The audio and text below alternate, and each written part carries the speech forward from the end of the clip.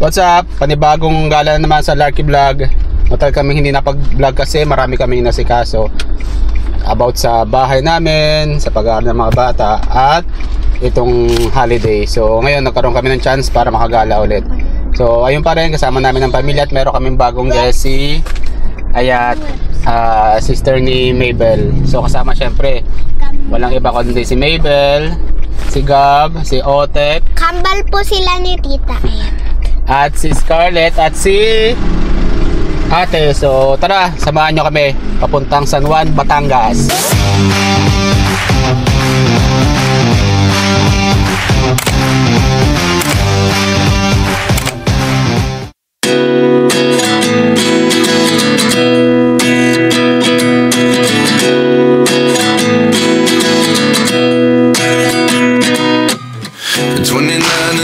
Myself wondering what did happen to the last 10. I ran away with my life, fast forward, never turn back again. It's kind of funny that the more we pass time, the more we need to set the rewind. And 19 was the year I had to leave you, but now I'm seeing all the signs. Is this really happening? I can't believe it's true. I'm just as surprised as you. Dito na po kami sa Calubco Bay Resort and Recreation, San Juan, Batangas. Sobrang traffic. Ba't kaya matraffic, Gab? Kala mo na sa heaven, sobrang haba ng biyahe. Grabe. Habang biyahe sa heaven? Ha? Punta kami dun sa aming room. Pumunta muna si Mabel dun sa sa front desk para ayusin yung room namin na pina-reserve. Ang laki nitong resort na to. Pero sobrang layo kasi sobrang traffic. Grabe. Laki ang lawak. Ngayon, punta mo tayo dun sa ating room at pagpapahinga mo tayo dahil sobrang layo ng biyahe natin. Rest time muna tayo. So, nandiyo na tayo sa room natin. Okay naman yung room nila. Nasa tayo, Cabin Antonio. Meron silang TV, aircon, tapos dalawang kama. Yan. Tapos yung CR nila okay naman. Medyo masikip pero not bad. Malinis naman. So medyo nahihirapan tayo sa pasok sa loob kasi dalat ng dala. At ang naging problema natin ngayon ay si Scarlett na naman ay may ubo at may sinat. Kaya hindi siya magsuswimming. Buti may dala kaming gamot. Ayun, maganda sa pag mag-travel kayo. Dapat lagi kayong meron dalang gamot. Hindi, kahit wala silang sakit, dapat may dala kayong gamot para ready. Minsan kasi yung mga napupunta naming lugar, malayo, walang bilihan ng gamot. Para saan kayo, kahit saan kayo abutan ng lagnat o sakit o anumang yan, ready kayo. So kaya ito, ready kami na may gamot si Scarlett. Meron nga kami dalang nebulize. So yan, ito na yung nebulize. Saan yung nebulize ba? Doon sa gilid para ready. So labas tayo para at bali dalawang kwarto yung kinuha namin, isa sa amin ni Mabel pati ni Scarlett, pati dun sa mga bata pati kay Mabel na kambal ni Mabel. So tara pa tayo. Ang hangin. Yan. Ito yung cabin namin, Cabin Antonio. Yan. Ang maganda dito, sa tabi kami ng dagat. Ito yung dagat.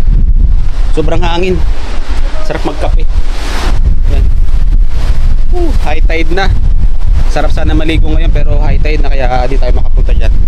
So ito, magkatabi lang yung cabin namin. Ito naman yung kila sa mga bata pati kay Ayat. Ito yung pinili namin kasi para baka magkaroon ng problema. Ayun laging nang iniisip namin dapat nagkaroon ng problema, madali lang ma-reach out yung isa't isa. So pasok tayo. Walang pangalan pero same feel ko ay buksan mo nga. Yan. Ito naman yung sa kanila, malamig dito parang mas malamig dito. Ito yan, meron din TV, may refrigerator, tapos ganun din may CR. Okay ba yung CR nyo, ate? Hindi? Bakit? Mas maganda yun. Hindi ano ka, mas maluwag. Mas maluwag. Hindi ko pa siguro nakikita. So yung mga bata na una na doon, Swimming na sila. So tara, sundan natin. Hangin. Wala tayo dito sa beach side. Beach open, swimming pool. Beach open 6 to 6 p.m. 6 a.m. to 6 p.m. Swimming pool 7 a.m. to 10 p.m.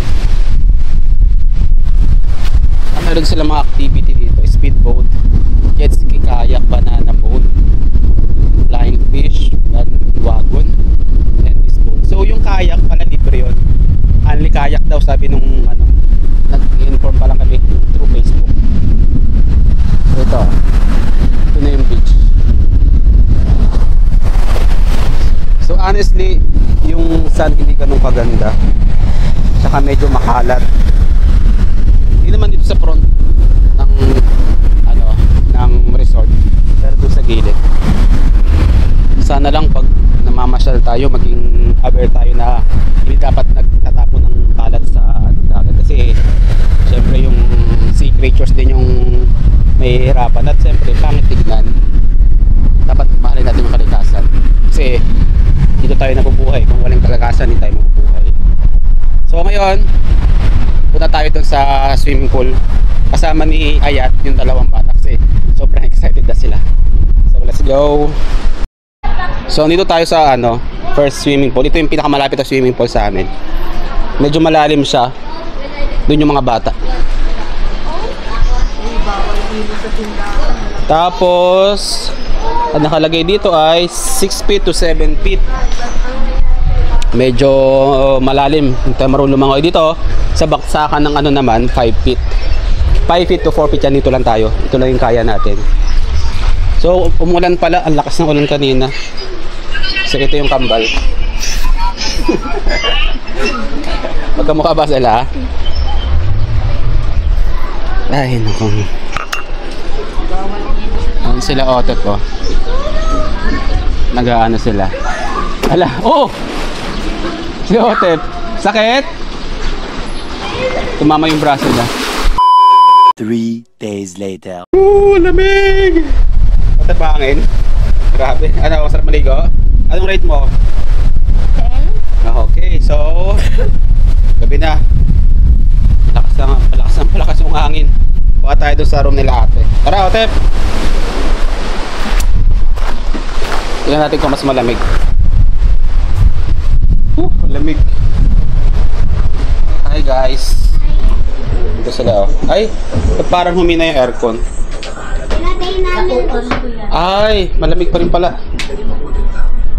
Sarap dito. Anong rate mo, Gab?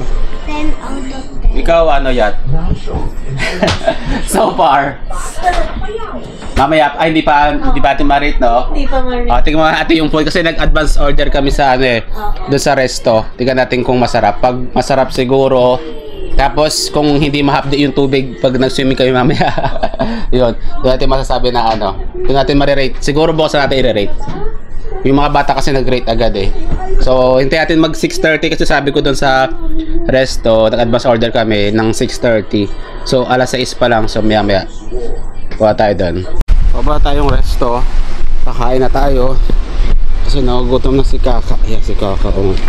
Kasi siya ay inuubot, sinisipon. Kaya siya nakaganyan. Ang ganda dito. Ang ganda pag gabi. Mailaw. Ayan. Mailaw. Sobrang lapit lang namin sa ano, restaurant. Tapos sobrang din lapit namin sa pool. Sa Otep, ito rin sa Otep. Kami maliligo. Mamayang gabi. Ang ganda. Pasko pa rin. Ang ganda oh. Diba liwanag. So kakain mo tayo and then ligo tayo. Pakita ko rin sa inyo yung mga menu ko ng mga available na food dito. So dito tayo sa ano nila resto. Ang lamig ng resto nila. Maaliwalas. Maaliwalas naman. Ito yung table namin. Hindi pa namin yung iba. Ito yung kanilang mga menu. Ito palang ano, hotel na Calubco Bay ay ano, kapag nag-check-in kayo dito, meron ng ano, pre-breakfast or breakfast included na. Pero hindi lahat ng ano, hindi lahat ng room ganun. Kasi yung ibang room, yung mga big room mo, yung merong mga kitchen ay walang ano, walang breakfast included. So itong cabin, cabin niya tayo sa amin, merong breakfast included. So ito yung mga menu nila. Meron silang seafood, soup, rice, appetizer, vegetables, pork, chicken, beef, noodles, pasta. So ang in-order namin ngayon ay siyempre fried bull chicken, and then gusto ng mga bata sinigang na beef nilaga, and then rice. So in-order natin, try natin kung masarap. Gutom na rin si Scarlett na may sipon. So hintayin natin yung food. And so for review sa resto, so far ang linis niya tignan, wala masyadong dumi. Tas yung design niya sa labas is very Christmas, which is very welcoming since Christmas season na yun. So yun lang, ang ganda. Tsaka malinis siya at maaliwalas pag pumasok ka, tapos ang lamig, yun. Yung mga utensils nila, ang linis, so okay. May free wifi pa. May free wifi pa. So andito na yung pagkain natin. Sabi ko kasi diba 6:30. Ayun, wala pang 6:30. So on time. Approve. Wait lang baby. Ahulog. Ito yung fried chicken yan. Tapos ito yung beef nilaga. Ang dami. Ang dami siya. So titikman na lang natin. Pero syempre bago tayo kumain, let us start and let us pray. Tayo. Tayo muna tayo. Let us pray. Father, the Son, the Holy Spirit. Amen. Bless us all for this time each with the which about to receive from our Lord. Amen. Father, the Son, the Holy Spirit. Amen. So, kain tayo.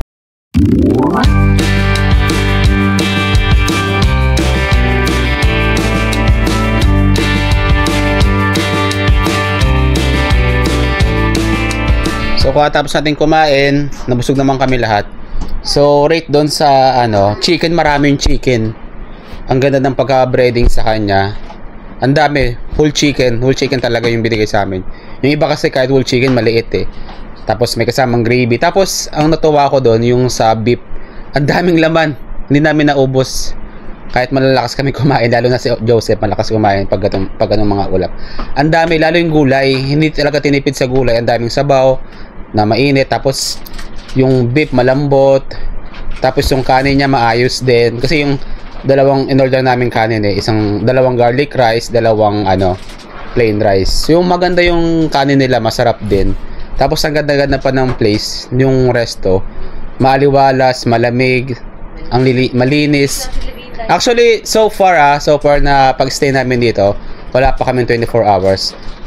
Masasabi kong maganda itong resort na to. Pati yung service. Pati yung service, mababait yung staff, maayos kausap, hindi katulad sa iba. Aminin natin o hindi, meron tayong mga na-encounter na gano'n na hotel na or beach and resort na masusungit, walang pakialam sa mga guests, 'di ba? Merong gano'n. Pero dito mabait, maayos, pero siguro ang pinaka lang dito, bad side, hindi yung sa resto, hindi yung sa beach and resort, kundi yung sa dagat. Kasi napakaraming kalat. Ayun lang talaga yung siyempre, ang pangit tignan na pupunta ka nga sa kaya ka pupunta sa Batangas para sa beach, 'di ba? Beach and swimming pool, ang gala-gala, etc. Tapos makikita mong ganun yung dagat. Sana lang sa mga katulad ko na turista, katulad ng ibang tao na kapag pupunta sa mga gantong lugar, dapat igalang natin yung kalikasan. O kahit sa ating sariling lugar man, dapat igalang natin yung kalikasan kasi ayun ang bumubuhay sa atin. Kung walang kalikasan, wala tayo. Kaya sana alagaan natin kasi ayun yung natin, trabaho natin. Ayun yung na protektahan ng kalikasan at lalo pa itong pagandahin. So, ngayon pupunta tayo ng swimming at mag-swimming na tayo. Check naman natin yung tubig kung maayos. So, tara, pisa tayo.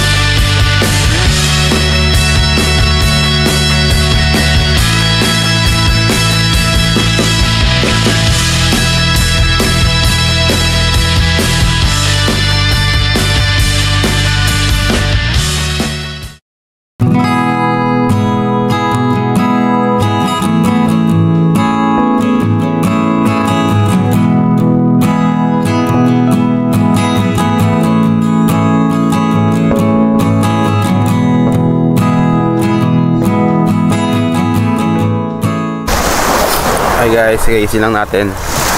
Dito tayo sa tabing dagat. Medyo maulan. Maulan. Pero low tide na. Hindi kami napag-video kahapon, kagabi kasi bumili pa kami ng gamot dahil si Scarlett ay may sina. Masama yung pakiramdam niya dahil sinisipag at inuubo. So, nakita ko kanina pagising ko, si kuya dito sa tabing dagat naglilinis. Pero yung ano, pinipilit niyang linisin lahat. Pero ang dumi pa rin, kaya niya. Ayan o. Kalat yan, hanggang yun, hanggang sa dulo. Ayan. Ito yung tapat ng ano, beach. Tapos meron pa doon sa dulo. Ayan o. Mga plastic.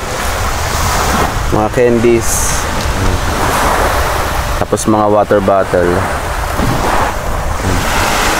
Ang dami talagang ano, basura. Anyway, sana mamaya mawalan na ulan kasi try namin magkayak. Kasi yung kayak dito free.